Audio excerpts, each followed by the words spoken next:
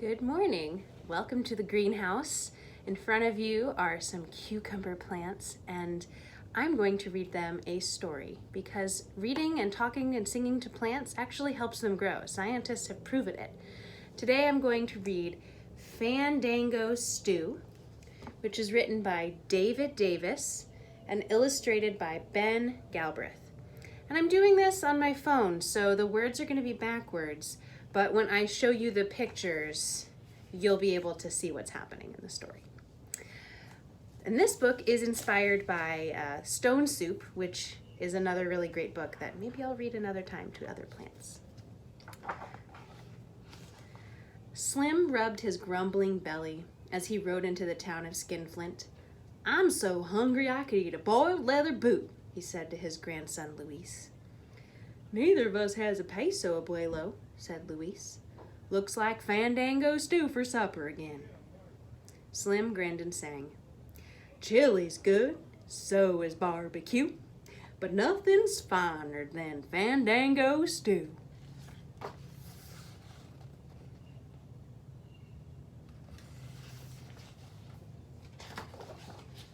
When they stopped to water their mustangs, the town sheriff collared them.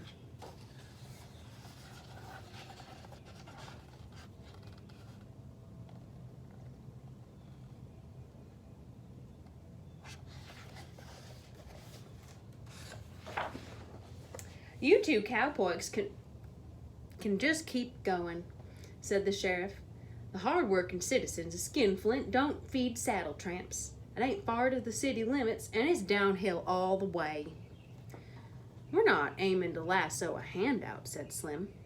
"My grandson and I rode in to treat Skinflint to a pot of Fandango bean stew." The sheriff narrowed his eyes.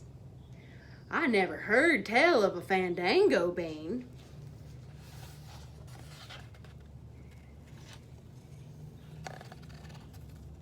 "Ooh, tickle the plants."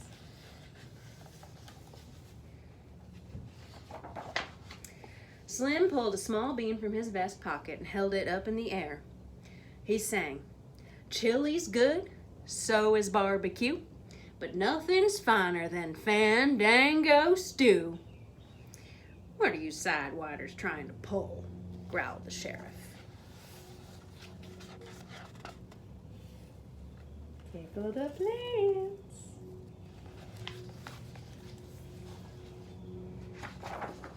The mayor moseyed over with the owner of the general store.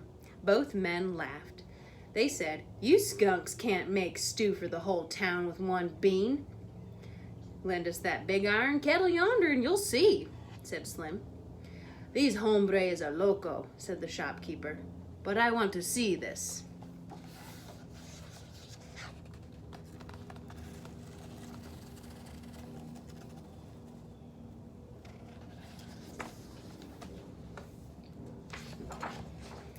The sheriff twirled his mustache.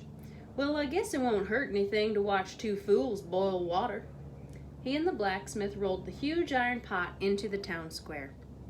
Slim built a fire under it while Luis filled up with water. When the pot boiled, Luis kissed the tiny Fandango bean and dropped it in. Slim and Luis sang in two-part harmony. You can sing with me if you want. "Chili's good, so's barbecue, but nothing's finer than Fandango stew."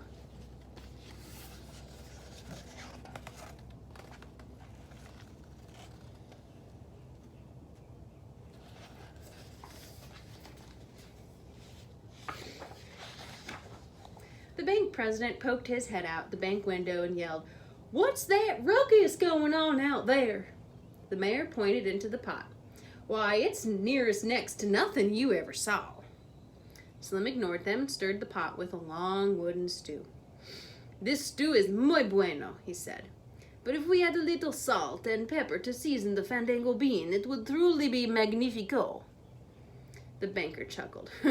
"Shucks, I can lend you a little salt and pepper." He shut the window, ran outside with two fancy gold salt and pepper shakers, and sprinkled the seasonings into the pot.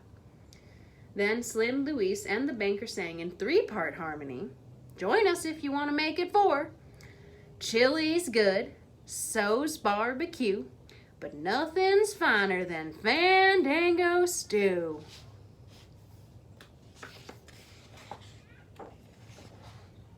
Slim tasted the stew and sighed. "What's ailing you?" said the blacksmith. "Nothing," said Slim. "I was just a-thinking how a purple onion would bring out the flavor of the Fandango bean." "I guess the wife and I could rustle up an onion," said the blacksmith. He fetched one, and the blacksmith diced it to toss it into the boiling water. Then Slim, Louise, the banker, and the blacksmith and his wife sang in 5-part harmony. "Chili's good, so's barbecue, but nothing's finer than Fandango stew."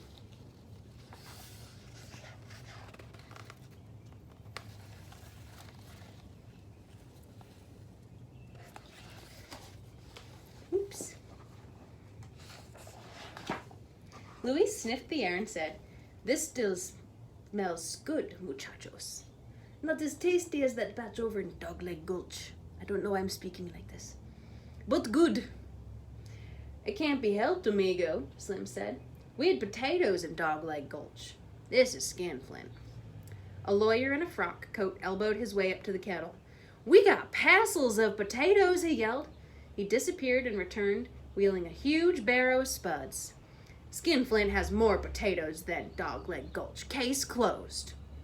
While they peeled potatoes, Slim, Louise, the banker, the blacksmith, his wife, and the lawyer were merry.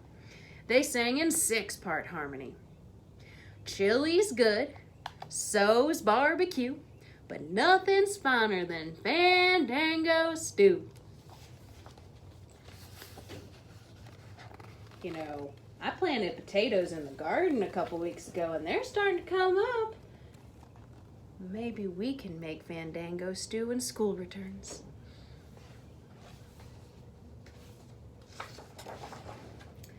Skinflint's pretty school teacher tugged at Slim's arm. She opened a large cookbook. "Pardon me, sir, but it says here that you need more than potatoes for a healthful stew. Children need vegetables." "You're right as rain, ma'am. If this was the stew we cooked in New Summerfield, we have plenty," Slim said. "They grow lots of vegetables there, but Skinflint is just a one-horse town." "One-horse town!" yelled the sheriff. "Dagnabbit, I'll show you some vegetables." He whistled up his deputies. "Boys, make tracks to my garden. Pick anything that even looks like a vegetable. Pronto. Even pick the okra." In a few minutes, they returned with baskets loaded with peppers, peas, cabbage, asparagus, squash, carrots, and okra.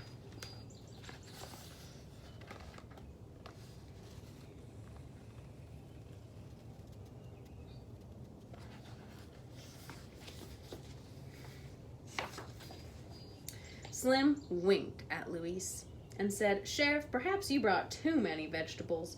They might smother the delicate flavor of the Fandango bean."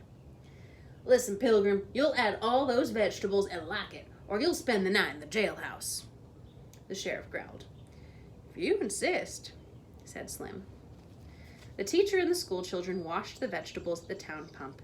Luis added all of them to the stew, even the okra. Just then, the Skinflint Culture Club ladies strutted over, twirling their parasols. Not to be outdone, they stirred in 5 pounds of brown rice and a bushel of prize-winning tomatoes. They had their menfolk set up tables and hang paper lanterns all over the square. What do you think's gonna happen? Look at those lanterns. It's getting awful festive. Then Slim, Luis, the banker, the blacksmith, his wife, the lawyer, the mayor, the deputies, the Ladies' Culture Club, their menfolk, the school teacher, and the children sang in 47-part harmony. "Chili's good, so's barbecue, but nothing's finer than Fandango stew." The stew simmered and the aroma drifted over the whole town.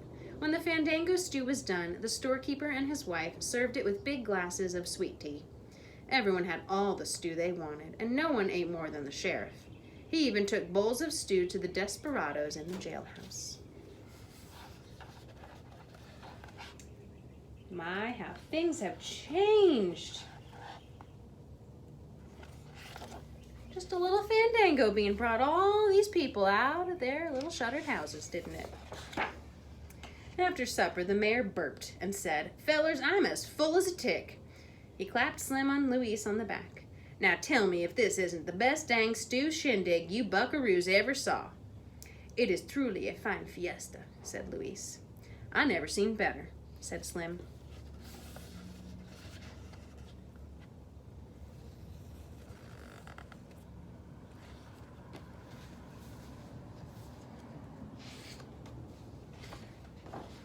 When night fell, the moon rose over Skinflint like a big yellow balloon. Everyone strolled home, all tuckered out from the excitement, and nobody went to bed hungry. You know, I think there's a full moon tonight, but we can't gather and have a Fandango bean stew party just quite yet, can we? Just have to imagine it. The next morning, the whole town turned out to say goodbye to Slim and Luis. The mayor dabbed his teary eyes with a handkerchief, and he said, "We sure wish you galoots would stay a spell." "We best be hitting the trail," Slim said as they mounted up. "Before you go," the shopkeeper said, "tell me where I can get some of those Fandango beans." "Why, those are just some common beans," the shopkeeper's wife replied when Luis pointed to the barrel on the porch and said, "You got plenty right there, amigo." "Any bean makes a fine Fandango stew," Slim said. "Just add generosity and kindness." Slim and Luis tipped their hats, and the whole town could hear their fine duet as they rode into the sunrise. What do you think they were singing? You guys ready to sing with me after I finish this whole page? Ready, set. Chili's good, so's barbecue, but nothing's finer than Fandango stew. And that's the end, folks. Thanks for tuning in to Stories in the Greenhouse as I read to our little plants. Someday soon, these little babies will be in the garden and they'll be growing cucumbers. And I can't wait to eat them fresh and make pickles. Did you know that pickles come from cucumbers? More on that another time.